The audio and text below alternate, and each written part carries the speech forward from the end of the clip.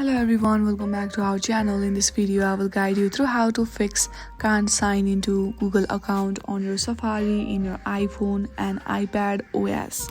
To solve it, first of all open your settings and then hit on the general. Once you are on the general, select software update and make sure that no updates is available on the system. If there are any updates, then please do update your system at first. Once you do that, scroll down and then search for Safari. Once you are on your Safari, you will see an option of advanced. Hit on that and go through the website data. From here, remove all the website data. Once you do that, your problem will be solved. I hope you like this video. If you like this video, then please do not forget to like and subscribe to our channel. Thank you for watching.